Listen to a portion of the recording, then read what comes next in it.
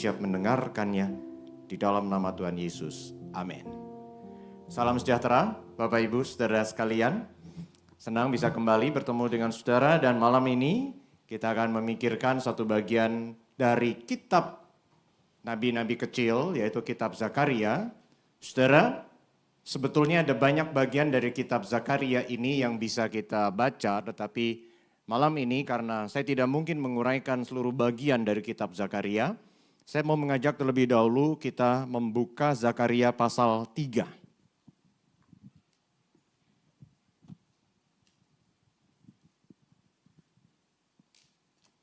Zakaria pasal 3 saya akan bacakan bagi jemaat sekalian di ayat yang pertama sampai dengan ayat yang ke-10. Keseluruhan dari Zakaria pasal 3 saya akan bacakan bagi saudara sekalian. Demikian bagian dari firman Tuhan. Zakaria 3. Kemudian diperlihatkanlah kepadaku imam besar Yosua berdiri di hadapan malaikat Tuhan. Dan iblis berdiri di sebelah kanannya untuk mendakwa dia. Berkatalah Tuhan kepada iblis, Tuhan menghardik engkau hai iblis. Tuhan yang memilih Yerusalem menghardik engkau. Bukankah orang ini puntung yang telah ditarik dari api?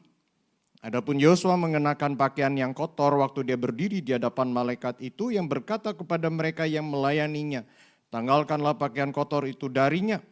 Kepada Yosua ia berkata, lihat, dengan ini aku telah menyingkirkan kesalahanmu. Aku akan mengenakan kepadamu pakaian perayaan. Kemudian aku berkata, hendaklah serban tahir ditaruh pada kepalanya. Mereka pun menaruh serban tahir pada kepalanya dan mengenakan pakaian padanya, sementara malaikat Tuhan berdiri di situ. Lalu malaikat Tuhan itu meyakinkan Yosua katanya, beginilah firman Tuhan semesta alam, apabila engkau hidup menurut jalanku dan melakukan tugas yang kuberikan kepadamu, kau akan memerintah rumahku dan mengurus pelataranku. Aku akan memberi engkau tempat di antara mereka yang melayani di sini. Dengarlah hai imam besar Yosua, engkau dan teman-temanmu yang duduk di hadapanmu, sungguh kamu menjadi suatu tanda bahwa sesungguhnya aku akan mendatangkan hambaku sang tunas. Sebab lihatlah, permata yang telah kuserahkan kepada Yosua, satu permata bersegi 7. Sesungguhnya aku akan membuat ukiran di atasnya, demikianlah firman Tuhan semesta alam. Aku akan menghapus kesalahan negeri ini dalam suatu hari. Pada hari itu demikianlah firman Tuhan semesta alam, setiap orang di antaramu akan mengundang temannya untuk duduk di bawah pokok anggur dan di bawah pohon ara. Saudara sekalian, Nabi Zakaria melayani saudara sejaman dengan Nabi Hagai. Mereka melayani umat yang kembali dari pembuangan tahun 538 sebelum Masehi. Diperkirakan Zakaria melayani sekitar tahun 520 sebelum Masehi. Saudara, pada masa itu kita bisa baca di kitab Esra. Esra pasal 3 mencatat pondasi bait Allah mulai diletakkan dan orang-orang yang pernah menyaksikan kebesaran bait Allah zaman sebelum pembuangan mereka menangis, tetapi kemudian di Zakaria pasal 4 dikatakan pembangunan itu terhenti karena ada pertentangan dari yang dikatakan penduduk negeri itu. Saudara, penduduk negeri itu siapa? Tidak kita temukan dengan jelas di dalam kitab Esra, tetapi diperkirakan adalah mereka yang telah menempati tanah seputar Yerusalem ketika umat Yehuda itu dibawa ke Babel.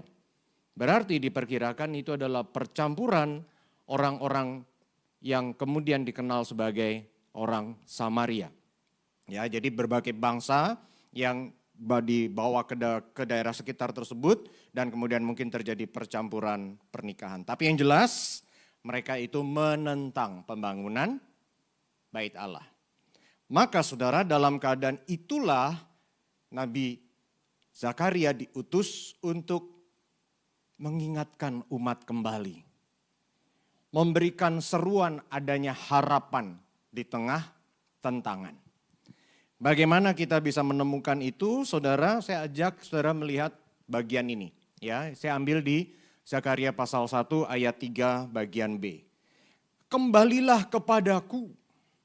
Padahal saudara, pada saat itu umat Israel sudah kembali ke tanah perjanjian. Sudah kembali ke tanah dan mulai membangun bait Allah.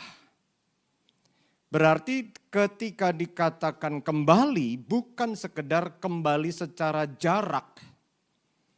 Atau sekedar kembali melakukan satu ritual. Saudara, kalau saya membaca kitab Esra, maka di sana sudah ada imam-imam yang datang bersama-sama dengan Zerubabel dan Yosua. Maka semestinya sudah mulai ada bibit-bibit dari ibadah yang belum dalam bentuk ibadah formal seperti adanya bait Allah sebab masih dalam proses pembangunan. Tetapi umat Israel, saya yakin saat itu sudah mulai kembali menyembah Allah di Yerusalem. Kalau tidak ngapain di di kitab Esra ditulis ada imam dan sebagainya. Tetapi menjadi menarik ketika dikatakan istilah kembali itu. Saudara sekalian, itu adalah dari kata dalam bahasa Ibrani yaitu syuf. Yang bukan sekedar pulang ke satu tempat secara jarak, tetapi bicara tentang dalam konteks manusia dengan Allah, sepenuh hati dan pikiran tertuju kepada Dia. Saudara, Tuhan itu saya melihat di sini penuh anugerah banget. Tuhan tahu umatnya tidak tekun melakukan tugas yang diberikan yaitu membangun kembali bait Allah. Iya dong, gak mudah dong karena kan ada pertentangan Pak. Iya betul ada pertentangan. Tetapi kalau Tuhan itu tidak beranugerah, Tuhan bisa dengan gampangnya menyingkirkan umatnya yang tidak setia. Karena ketidaksetiaan umat bukan cuma di zaman yang tertulis di Esra pasal 3, pasal 4. Bertahun-tahun, berabad-abad umat Allah tidak setia. Tetapi bukan cuma umat Allah, kita pun di zaman ini jangan-jangan juga sering tidak setia. Saudara, kalau kita membaca bahan renungan Gema, maka minggu kemarin itu satu bagian yang masih terus berbicara kepada saya sampai hari ini. Karena di minggu kemarin itu dari 1 Tawari 29, di mana di situ Daud mengingatkan bahwa Tuhan itu melihat hati. Kalau saya nggak salah 1 Tawari 29 ayat 18, itu Daud sampai berdoa supaya Tuhan itu menolong umat Israel itu supaya hatinya tertuju kepada Dia. Kita boleh ada di sini, tetapi hati kita sebetulnya di mana? Kalau saudara merenungkan dari bahan renungan Gema, maka pagi tadi di kalimat terakhir renungan Gema tertulis oleh Pendeta Ronitan itu kalimatnya kira-kira begini. Apakah Kristus menjadi pusat? Dia tidak pakai kalimat tanda tanya sih saudara. Dia mengucapkan pernyataan. Kira-kira kalimatnya begini, apabila Kristus menjadi pusat, maka ibadah kita itu akan membuat kita mengalami suatu relasi dengan Tuhan. Itu masih juga terus berbicara kepada saya sampai malam ini. Saya di sini ngapain? Saya tadi jam 4, karena memang kalau hari Rabu saya nggak pulang, saya dari GKI Sunter 4:04. Jam 6 sampai sini. Ngapain? Apakah Kristus menjadi pusat, maka saya melakukan semuanya dengan berpusatkan Kristus, ataukah sekedar ini suatu tindakan saja? Saudara, kalau kembali kepada teks ini, waktu Tuhan bilang, kembalilah kepadaku, maka aku pun kembali kepadamu, seolah-olah kan Tuhan itu kondisional. Kamu dekat enggak? Kamu dekat, aku baru dekat.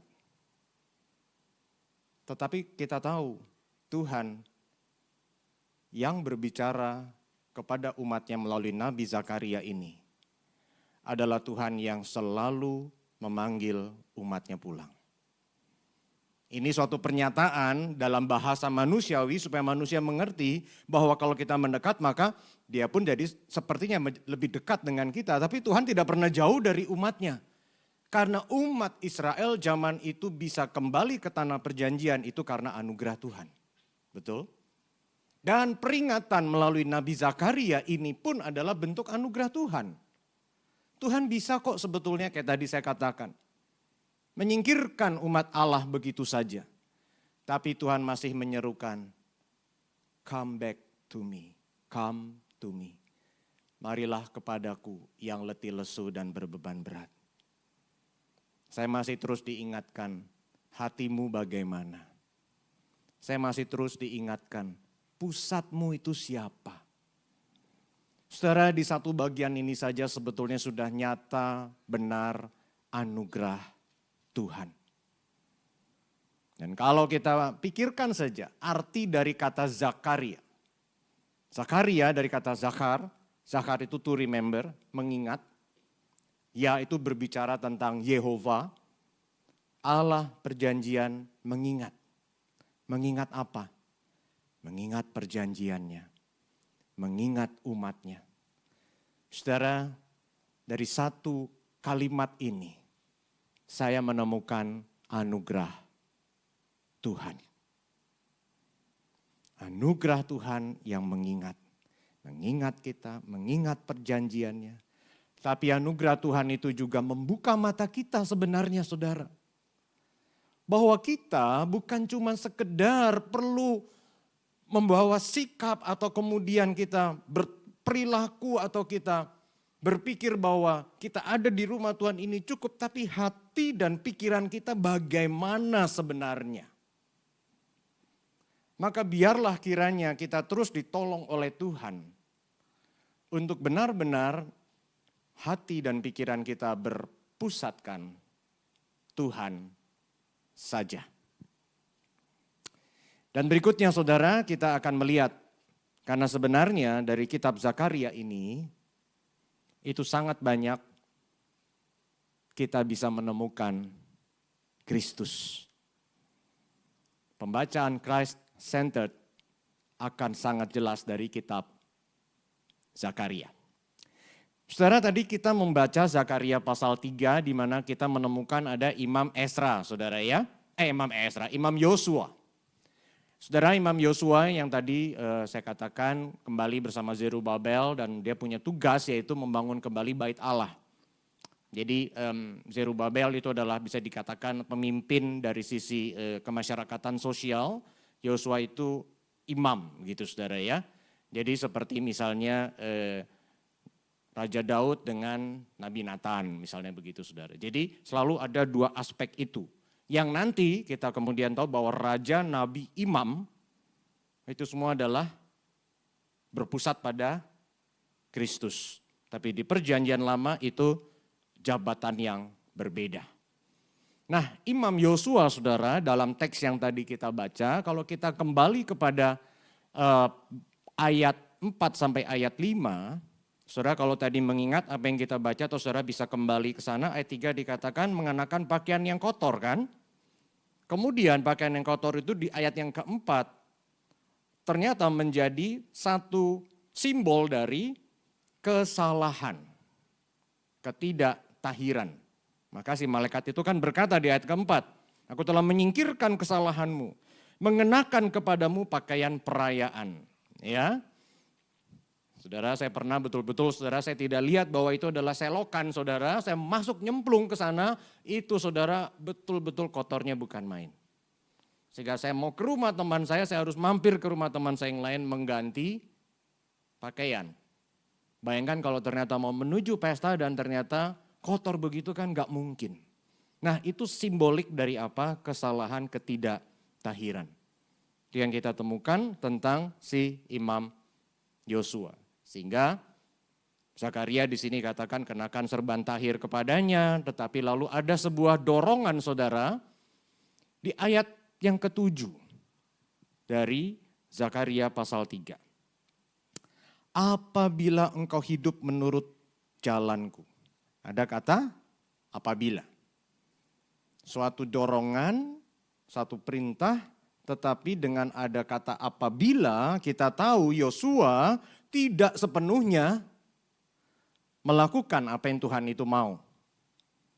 Tetap artinya terindikasi di situ Yosua yang memang sudah mendapatkan anugerah ditahirkan itu, dia tidak sepenuhnya hidup benar, maka dia diminta hidup benar. Nah, kita bisa dapatkan itu tentang si Imam Yosua. Sekarang saya mau ajak saudara melihat secara linguistik sedikit saudara ya. Kata Yosua itu dari aslinya di dalam tulisan Ibrani itu adalah Yehoshua. Yang artinya Yahya itu to save, menyelamatkan. Ya itu sekali lagi adalah Yehova, Allah perjanjian, menyelamatkan. Yang menarik, waktu saya membaca kitab Zakaria di dalam versi kitab Septuaginta. Septuaginta adalah Alkitab bahasa Ibrani yang diterjemahkan ke dalam bahasa Yunani, selesai sekitar tahun 250 sebelum Masehi. Disebut Septuaginta karena saudara kabarnya itu ditulis oleh para imam, para rabi, 70-an orang. Saudara sekalian itu kitab yang penting karena orang-orang Yahudi sendiri membaca kitab itu dan itu selesai tahun 250 sebelum Masehi. Maka saya sering mengkaitkannya ketika membaca PL, saya lihat itu supaya jembatannya ke PB bagaimana. Karena PB ditulis dalam bahasa Yunani. Kata Yehosua itu di dalam Septuaginta adalah Yesus. Saudara, ini bukan sekedar masalah kata, tetapi berteologia adalah kita melihat bagaimana kata digunakan. Berarti saudara, kesamaan itu bukan tanpa maksud. Tetapi disinilah kita bisa menemukan Christ-centered reading. Pembacaan yang berpusatkan Kristus, sehingga kitab perjanjian lama, bahkan semua kitab di Alkitab kanonik ini, menyatakan Kristus. Dan tentu saja saudara, kita lihat kembali ke Alkitab kita, Zakaria pasal 3 ayat 8 sampai 10, saudara kalau saudara perhatikan di ayat yang ke-8 di sana dikatakan, aku akan mendatangkan hambaku sang tunas. Kalau orang-orang di perjanjian lama sebelum era Kristus membaca hambaku, oh berarti ini Allah ya Abraham, Ishak dan Yakub mengutus hambanya disebut sang tunas. Tetapi kita yang sudah membaca perjanjian baru, saudara ini terlihat di Wahyu pasal 22 ayat 16. Saya akan bacakan bagi saudara Wahyu pasal 22 ayat 16. Di sana kita menemukan kata-kata ini. Aku Yesus. Oke. Jadi bukan Rasul Yohanes, tapi aku Yesus telah mengutus malaikatku untuk bersaksi tentang semuanya ini kepada kamu bagi jemaat-jemaat, akulah tunas. Yaitu keturunan Daud. Berarti saudara, di Yosua 3 ini, siapa yang disebut sang tunas? Sang tunas itu adalah sang Mesias. Yesus Kristus orang Nazaret yang menyerahkan nyawanya dan bangkit kembali. Tetapi di sini kita menemukan kontrasnya antara Yosua dengan Yesus. Yehosua dengan Yesus.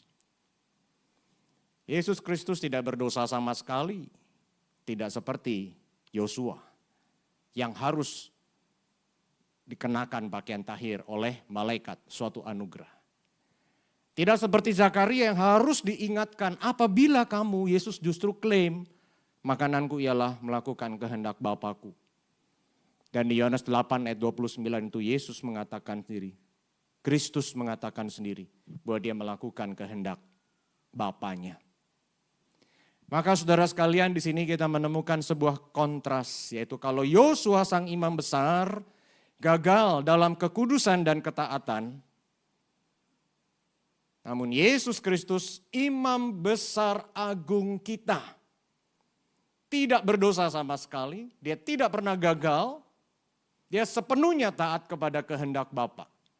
Karena kesempurnaannya itulah, maka penebusan kita menjadi sempurna. Penebusan, pengampunan dosa di ritual perjanjian lama dengan semua hewan-hewan kurbannya itu tidak bisa menyempurnakan manusia. Tetapi di dalam Kristus itulah kita mendapatkan penebusan yang sempurna. Anugerah Tuhan itu begitu besar, saudara sekalian, dan anugerah Tuhan itu nyata besar di dalam Injil. Kiranya saya dan saudara semakin terus berpusatkan Kristus, berpusatkan Injil. Tidak ada satu orang pun yang dapat menebus sesamanya. Oleh karena itu maka Allah sendiri hadir sebagai manusia. Dia mati dan bangkit demi menyelamatkan orang yang dikasihinya. Tidak ada cara lain. Maka dia sendiri harus menjadi manusia. Oh, saudara sekalian, baca kitab Zakaria itu betul-betul akan menunjukkan kepada kita siapa Kristus itu. Akhirnya setelah kita nanti selesainya khotbah dan sebagainya, saya berharap tuh saudara semakin meninggikan Kristus melalui kitab Zakaria. Selain daripada apa yang sudah saya katakan tadi saudara, kalau kita membaca ini dalam pengertian bagaimana kitab ini menyatakan Kristus, maka saudara bisa menemukan di sana Zakaria. Saya bacakan beberapa bagian saja saudara ya. Misalnya Zakaria pasal 9 ayat yang ke-9. Saya hanya ambil 3 saja saudara dalam hal ini. Dikatakan, lihat rajamu itu datang kepadamu, ia adil dan jaya, ia lemah lembut dan menunggang seekor keledai. Itu Yesaya 9 ayat 9.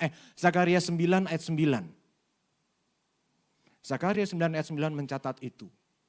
Rajamu adil dan jaya, menunggang seekor keledai. Itu genapnya kapan saudara? Kristus waktu mau masuk Yerusalem. Tentang upah 30 keping perak yang diberikan kepada siapa saudara? Yudas.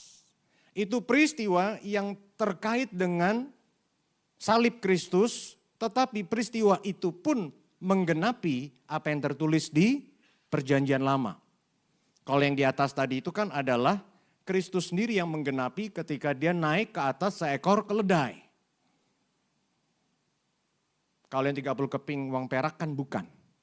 Tetapi peristiwa itu terkait dengan salib Kristus. Zakaria 12 ayat yang 10, saya bacakan bagi saudara. Zakaria 12 ayat 10. Aku akan mencurahkan roh belas kasihan dan permohonan atas keluarga Daud dan atas penduduk Yerusalem. Mereka akan memandang aku yang telah mereka tikam. Itu dikutip di Yohanes 19 ayat 37. Ketika Kristus ditikam, Rasul Yohanes kemudian mencatatnya, itu adalah penggenapan Zakaria. Bukan cuman kedatangan yang pertama, saudara. Tetapi ada tentang kedatangan kedua. Lengkap, saudara, kitab Zakaria itu. Bukan cuman first coming, tapi second coming dari Kristus itu juga ada tertulis di situ. Zakaria 14 ayat yang ke-8, saya bacakan bagi saudara. Pada hari itu air hidup akan mengalir dari Yerusalem, sepenuhnya mengalir ke laut timur. Nah, waktu kita membaca air hidup aja, kita ingat toh Kristus berkata apa? Akulah air hidup. Tetapi kalau kita baca juga saudara, Wahyu pasal 22 ayat 1 dan 2, saya bacakan bagi saudara, Wahyu 22. Lalu ia menunjukkan kepadaku sungai air kehidupan yang jernih bagaikan kristal dan mengalir keluar dari tahta Allah dan anak domba di tengah-tengah jalan kota itu. Loh, kota apa ini? Tidak lain kotanya itu dijelaskan di Wahyu pasal 21. Yerusalem baru.